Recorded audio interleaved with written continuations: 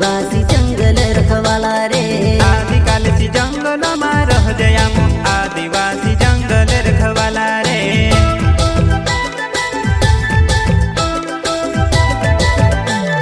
चल जंगल जमीन काज पूजे रे आदिवासी दुनिया ने रखवाला रे। बाप देव खतरी काज पूजे रे आदिवासी सबसे निराला रे।